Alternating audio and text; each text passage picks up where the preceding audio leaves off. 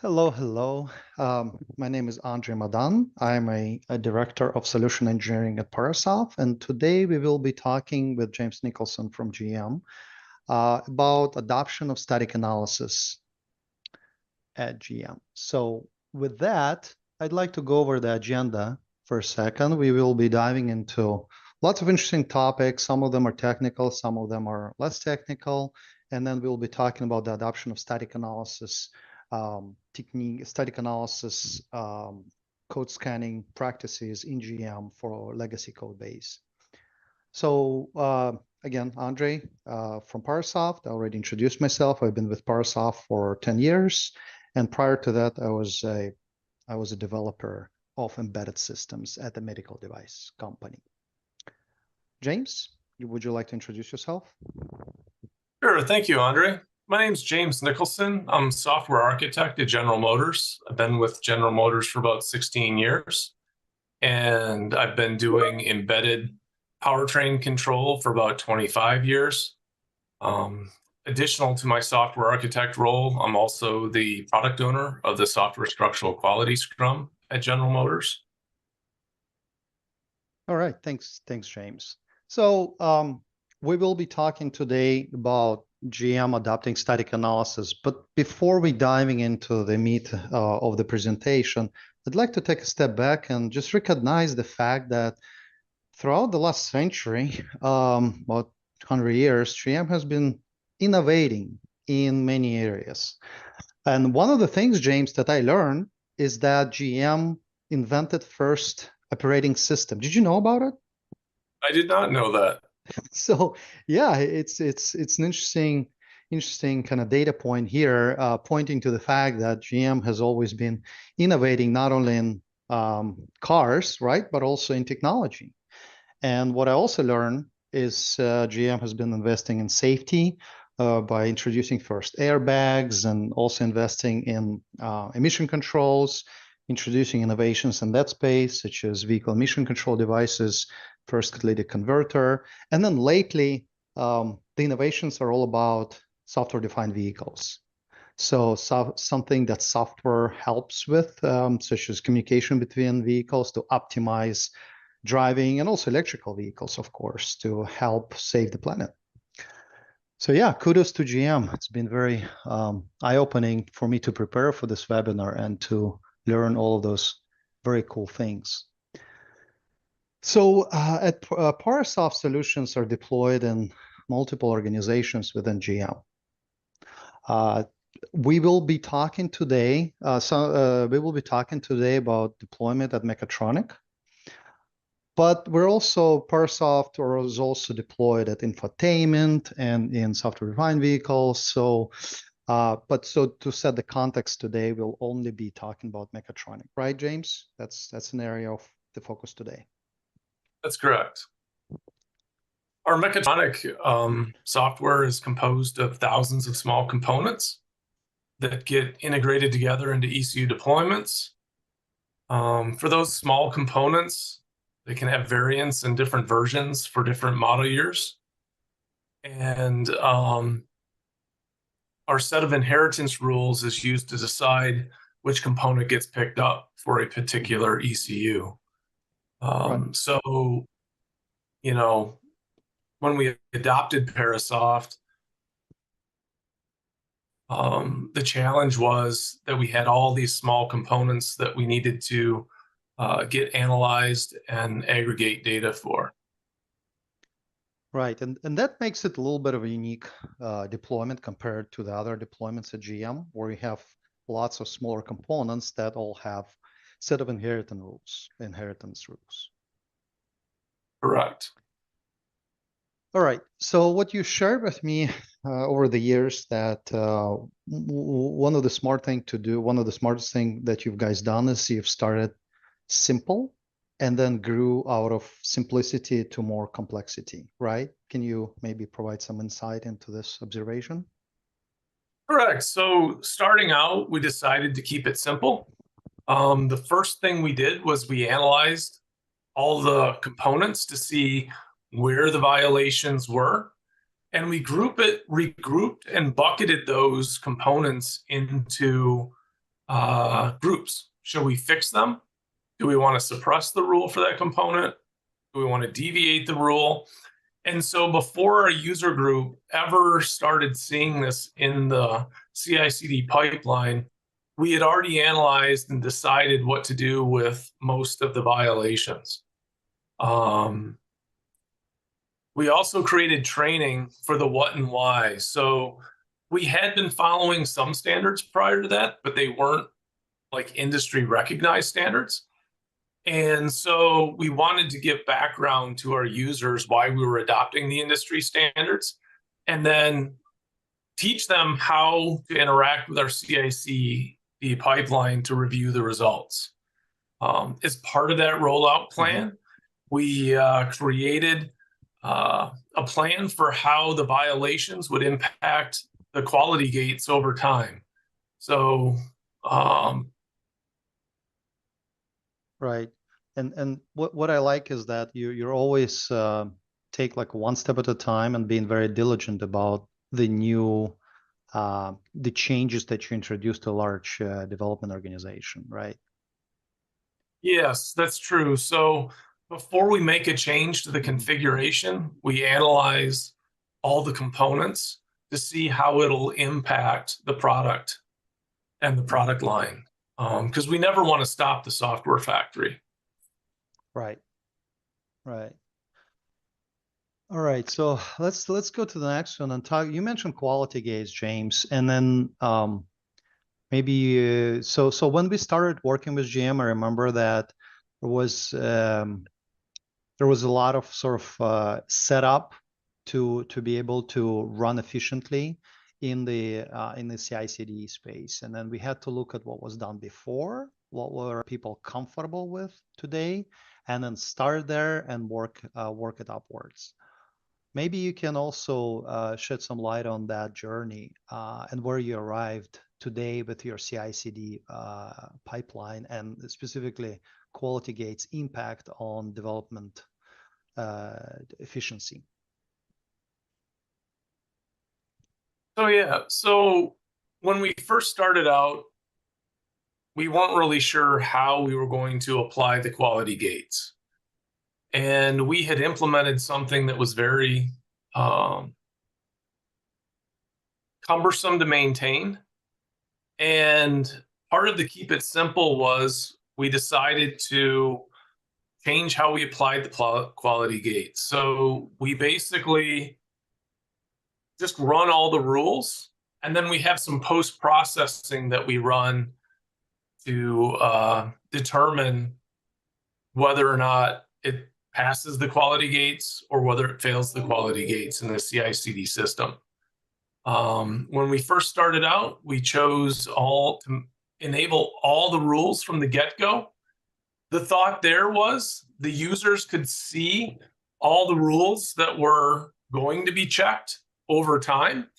And for the teams that wanted to get ahead of it, they could clean up things that weren't required to be cleaned up and have clean components from the get-go. So we started with roughly 88 checkers as part of the quality gates that were required to be met. And then every 6 months, we evaluated the product line, what rules and violations were out there, and we made a determination of what the next set of rules would be that we would apply to the quality gates. So we did that over time, and then we iterated until almost all the checkers were part of the quality gate. Now, there are a few rules or checkers that we've left out of the quality gates because they are they have some false positives, and or some of our legacy constructs can't meet them yet. But for the most part, we've gotten to a point where we have most of the rules as part of the quality gates. We have added metrics to the quality gates now. So function metrics like strict cyclomatic complexity, depth of nested if. When adding metric thresholds to your quality gates, we found that you have to necessarily be as strict. We do have a formal exception process that we allow people to request, hey, we believe this is good. It's simple, it's straightforward. We just violate this rule. So there is a formal process to allow for exceptions of metrics. Because if you are too strict in how you apply the metric thresholds, you can actually have negative impacts on your software readability and stuff like that if you're overly strict with those thresholds. Well, while I was listening to you right now, I decided to throw a curveball at you, James. We always had this problem, or our customers experienced the challenge where they introduced static analysis practice to a larger legacy code base. Then they see a lot of violations, like potentially thousands or tens of thousands, right? Because the code was never subject to strict safety standards, right? So, and then what sometimes people do is sometimes they draw a line on the sand and say, we're going to fix just a new one. Sometimes people have original effort to fix just the subset of rules, make that clean, and then they adding additional rules and not allowing any new violations. What was your approach with handling that initial influx of violations? So initially in our code base, we had millions of violations, in the 5 to 6 million violations to start, maybe more. Initially, we just had one set of standards that we applied, whether it was new or existing code or legacy code, we applied the same set. But over time, we realized that, that wasn't really going to work very well going forward. We wanted to be more strict with new stuff. So we actually have a methodology for applying very strict quality gates for both metrics and standards for new content. And we allow a little bit more flexibility for our legacy code base. And we found that that works really well. Okay. All right. Well, that's very insightful. All right. So next topic is very important topic. Sometimes people don't want to talk about it, but we are here in the open, and we'd like to acknowledge some challenges. Right. The challenges comes from the fact that things change.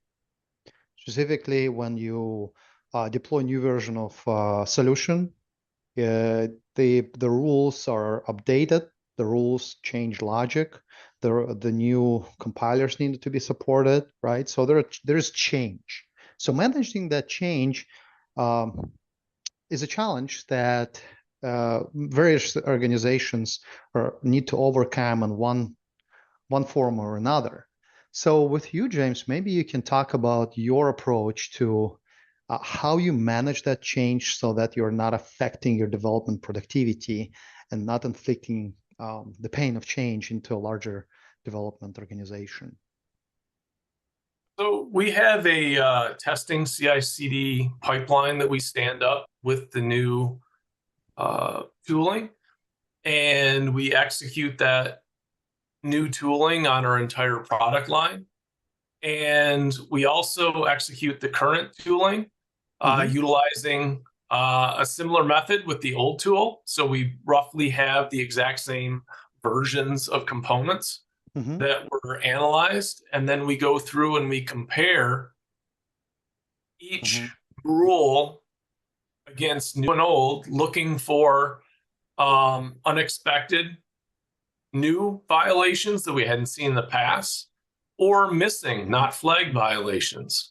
For example, when we went from 2022.2 to 2023.1, some of the CERT rules were kind of redefined. It wasn't that they were missing or there were new violations. The rules were just redefined. So instead of two rules flagging both violations, now one rule flagged a subset and the other rule flagged a different subset. So, and nothing was new and nothing was missing. It was just proportioned and split between two different rules. So part of adopting these new things, we found we need to make sure, especially since we have most rules as part of our quality gates now, we need to ensure that when we release a new tool, that we don't start blocking users left and right for something that they've either never seen before, or that there's no easy fix that the user can apply in our environment. Right. So as part of that, I guess I didn't mention this before, but whenever a new rule is added, we always add it as not part of the quality gates. And it's usually in the environment for about 6 months before we move it to the quality, to be part of the quality gates. So it's letting users know there is a new rule, letting them see whether they're affected, and then making it part of the quality gates at a later date. We found that works pretty well with users. It takes some of the stress away. Oh no, a new rule, am I impacted? Well, they know they have time before it impacts their ability to release code, for them to evaluate their content. So that is something that helps users, giving them time with new rules before they're added to the quality gate. So our goal is to ensure, if I can reiterate, that when a new rule is added to the quality gates, all developers can and should address the violation. So if there's a question on whether a rule is valid or not, we leave it out, or whether or not they can fix it in our environment. Because there are certain things that the users just don't have control over. Got it. I think it's a very smart and pragmatic way of doing it. What you mentioned, I think the key is the managing expectations, right? You're not inflicting kind of unexpected pain to users. You're preparing and validating and making sure that they can handle the newly changed rules, or change the rules that where logic has been changed, right? So yep. It's great. So next topic is something that I'd like to talk just a few seconds about. We when we started with General Motors, the deployment, there was some patterns, right, in code that required additional logic, or required us to develop new rules, because out of the 4,000 rules, or however many we have at the tool today, none of those rules actually could be used for that particular custom types, because they're only existing in GM. There's no other company that uses them, right, James? So maybe you can tell us a little bit about those custom types and why they needed to be analyzed and needed to be accounted for static analysis. Yeah.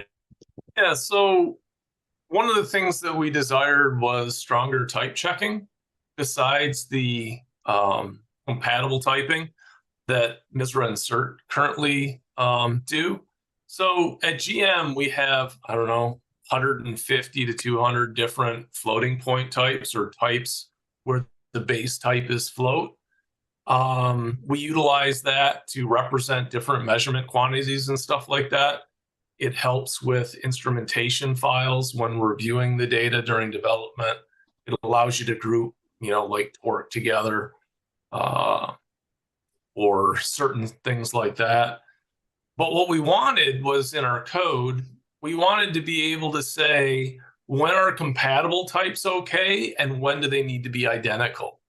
So this allowed us to say, hey, if I'm multiplying two floats together, compatible types are good enough. They just need to be both floating point types. But if I'm assigning two types to each other, they need to be identical. So, it'll flag if you're trying to set, let's say, vehicle speed to torque. So So that way, users have to be conscious of the calculation that they're doing, understand what types go into it, and then what the resulting type is. And we want to see that explicitly cast in that regard. So what we did, we worked with Parasoft. We wrote the requirements for the rules, and we created test source files. And then we contracted Parasoft to develop them for us. The rules have met our needs and have worked really well. I think after the initial set, we identified one small miss in the requirements, and we contracted Parasoft to fix them for us. But for the most part, they've worked really well and have met our needs. Yeah, all right. Thank you. Thank you for contracting us. We're happy to help our customers whenever there's a need to adjust our configurations, the rules, the setup for something that is very specific to a customer. All right. So there is also a way for customers to do small modifications to a rule, or maybe implement their own rules if they have time and they desire to implement them themselves. We do have a rule wizard, which is a tool where you can create or customize your own rules. As you can see here on the screen, on the left hand of the screen, there is a graphical representation of a logic that is implemented as part of a rule. And on the right hand of the screen, you see the examples where that rule would be firing, right? Some examples from our documentation where you see the violation is being specified. So this particular rule is from MISRA rule set. It is, I believe, required rule 11.2. And there are ways we're improving to help customers build their own rules. This is part of our roadmap in 2024. So please follow Parasoft and listen to the updates and upgrades of Parasoft technology, because we are constantly innovating and giving our customers ability to be more self-sufficient in more complex situations like this. Okay, but yeah, today we have the Rule Wizard, which is a very unique and efficient tool to create new rules.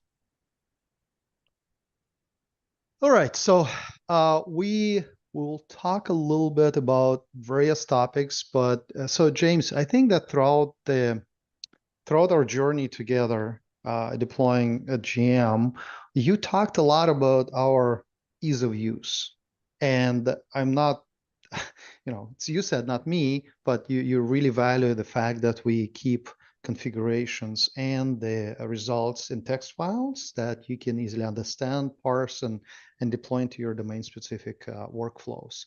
So maybe you can, with that, can you share your observations and experience with this, with Parasoft technology in that way?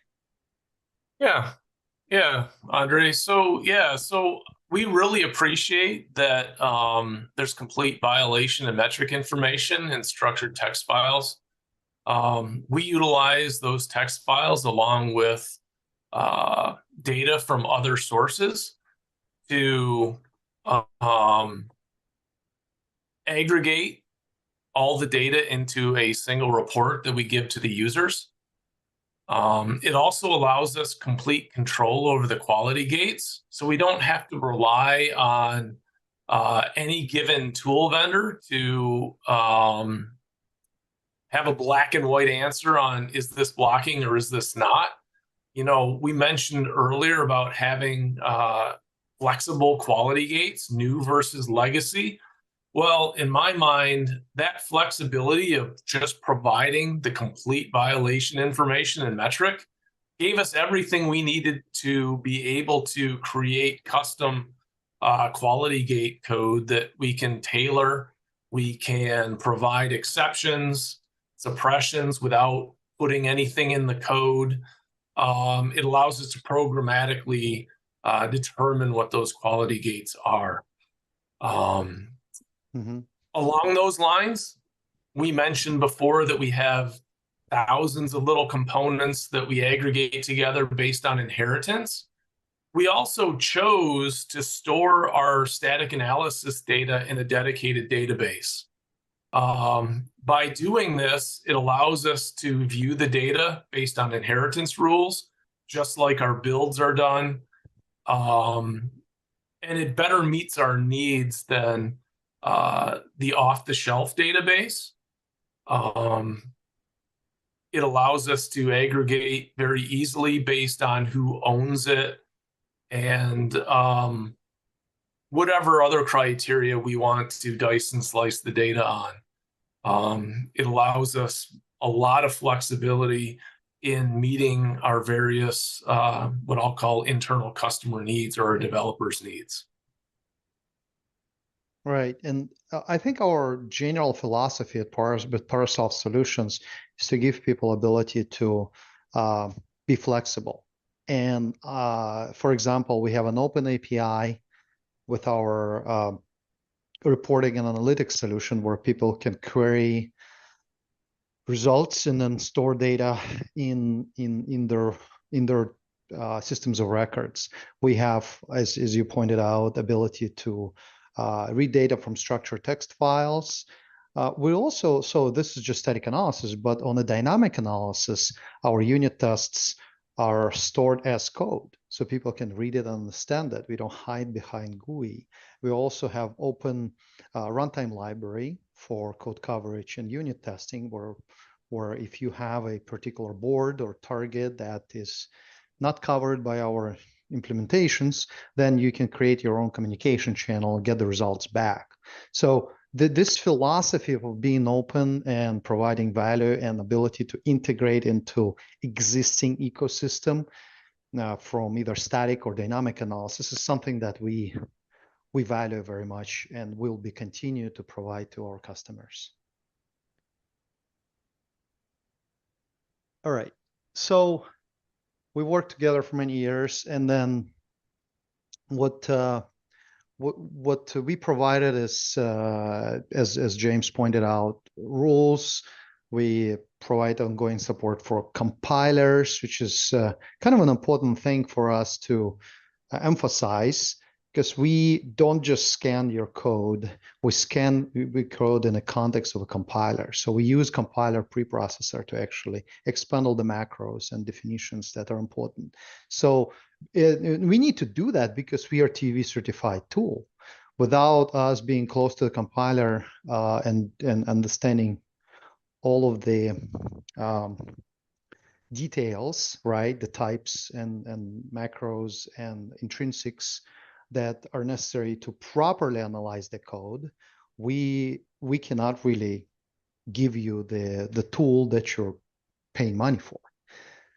So throughout the years, we've supported multiple compilers specifically for GM.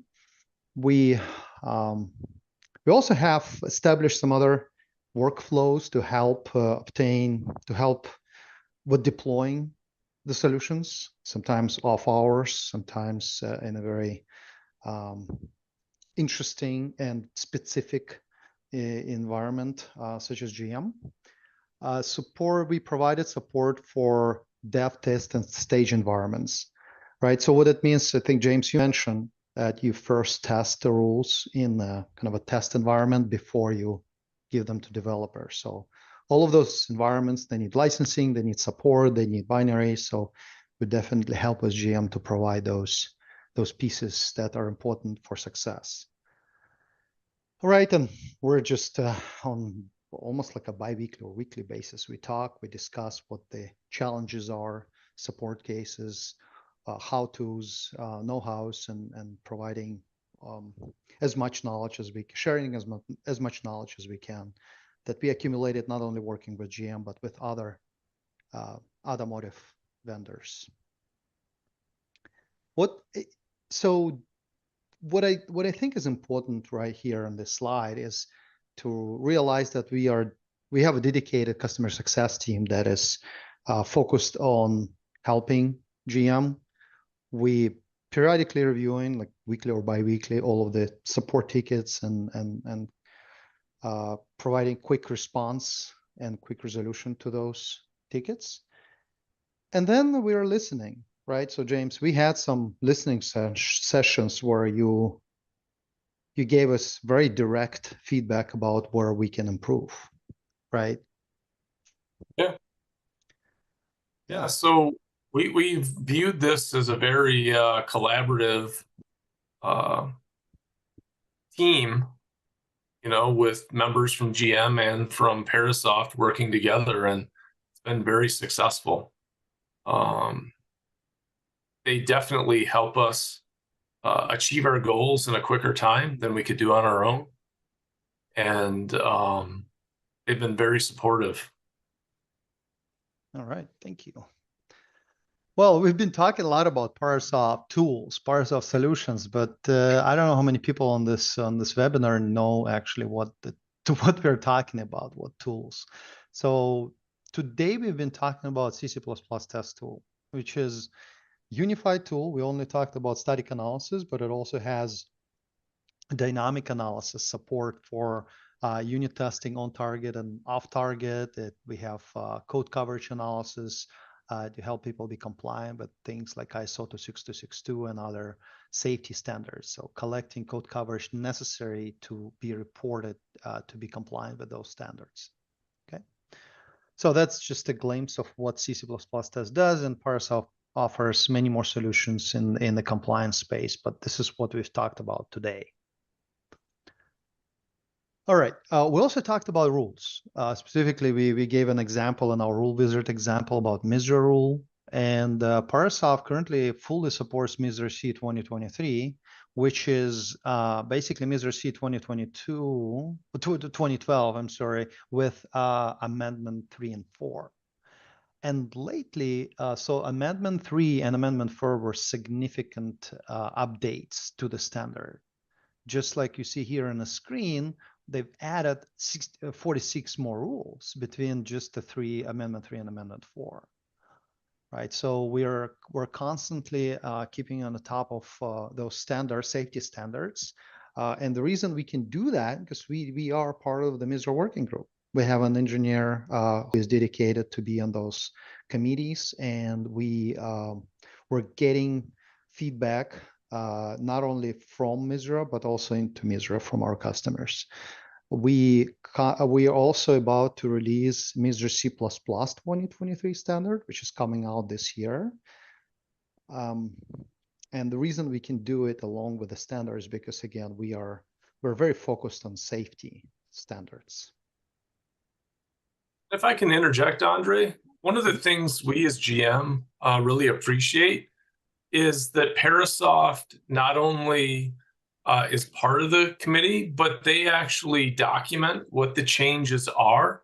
They provide webinars where they go through the changes to the rules that they're rolling out and highlight where things have changed. So that really speeds our adoption of the new tools. As I mentioned, we analyze the entire product to see, well, what changed, but having that, what I'll call shortcut guide to, hey, these are the rules that were impacted, these are the new ones, these were the ones that were modified, that helps our adoption. And we really appreciate that service that they provide us. All right, thank you. So we didn't talk about reporting analytics here, but so that to have a complete story about what Parasoft solutions bring to the table, we do have our own reporting analytics framework or solution where you can run the results, not only static analysis results, but also unit testing and code coverage results to be accessible by a larger team, where we can automate the workflows, generate compliance documentation, and provide visibility across multiple projects. We do support modern-based development. This is something that a lot of vendors are realizing, because right now people need to implement the very efficient CI/CD workflows with code coverage, with static analysis and code coverage and unit testing. We're definitely aligning our technology to play well with modern, let's say, build systems like Bazel, or to be integrated into modern IDEs such as VS Code. How can we have everything that we have, such as suppressions, unit tests as code, how we can be more friendly to open source frameworks such as Google Test. So all of that is definitely on our roadmap, and a lot of what you see on the screen, actually everything you see which you see on the screen is already implemented in our products. All right, with that, I think, James, you're wrapping up. Before we finish this off, let's just see if you have any maybe closing arguments, closing words. We're not in court, right? So closing arguments. I've been watching Suits a lot, so. Yeah, I guess in closing, I would say keep it simple. Decide what standard you want to adopt in your company. And from the get-go, turn all the rules on. Don't turn them on one by one, but turn them all on, and then, adjust your quality gates over time. It does help to have a dedicated team. At GM, our team is relatively small. We have, 3 or 4 people that are responsible for configuring and analyzing the code on a consistent basis. And, keeping it simple and straightforward, you can be successful too. Thank you. And with that, if you have any questions or would like to follow up, here on the screen you see a couple of white papers, ebooks that you can read to follow on the topics that we talked about. You can also request a demonstration or just simply talk to us by going to parasoft.com and requesting a demo, or scanning this QR code that is on the right hand of the screen. So with that, I wish everybody have a great holiday season, and thank you for listening. Thank you for joining. Thank you. All right. So now that we are done with official business here, we'd like to answer some questions. I think there are some questions, James, that we have online already came in. I think we have a couple. So the first question is, does Parasoft static analysis tool work with C# and C# code? The answer is yes. We have a product called .test, which covers C#. So you can ask, you can go on the website, learn about that tool there, or you can send us an email and we'll be happy to give you a demonstration. All right. Okay, so next question is, let me scroll up through all the questions. Yeah, so what is the process of documenting the exception of turning the rule off for the code base? I guess that's a question to you, James. So at GM, we have a team of software architects that review requests and proactively, like I mentioned, we look at all the rules before we ever show them to the users. And we go through a formal process where we review the requested either deviation. So a deviation would be, we're going to turn the rule off. And then we also formally review all suppressions too. And we basically document, what file or what was impacted, why did we make that decision. Many at the beginning, and when I say many, I think we had 5 or 6 deviations where we just turned the rules off because of our legacy code base and some of our legacy constructs. It'll be very difficult to change. I mean, we've been at this quite a few years now, and we still haven't decided how we're going to change these legacy constructs to ultimately be compliant with some of these rules. So we decided to turn them off. But yeah, I mean, it's very good to have a small body of people that formally can accept the requests and review them. It kind of streamlines the process. And it's not overly burdensome. I mean, we have, I think, 2,500 developers at GM. in the mechatronic domain area. And like I said, there's 2 or 3 of us that handle the deviations and suppressions, and having that formal process, allows users some, I would say it eases their concerns because there's someone they can come talk to, either if they don't understand the rule or they believe they should be given a Right. pass. Makes sense. Makes sense. Yeah, so there are a couple more questions there. Thank you. Thank you, James. There are a couple more questions. So by the way, everybody who is watching us right now is able to ask questions by putting them in the question box there in the webinar. So please do so. But I'll just keep answering questions that already came in. The slides, yes, they will be available in PDF format. Now, the other question is about the mainframe. So C++ legacy code running in the mainframe application. Was any of the C++ legacy code running in mainframe applications, James, I guess? So at GM, I'm not aware of our mainframe development process. Mainly, I'm involved with our mechatronic embedded real-time controls, where we're controlling powertrain and other aspects of vehicle motion. But we do have other groups, as Andre mentioned, doing non-real-time embedded in SDV and in our infotainment area. And they have different requirements, but they are also utilizing Parasoft to do static analysis as well. So we do try to analyze the code as best we can. We do believe static analysis is the first step to creating quality content in a consistent manner. And, Parasoft has provided that for us in multiple languages and for multiple purposes. I don't know if that helps or not. Yeah, it does. I just want to add that C++ is C++.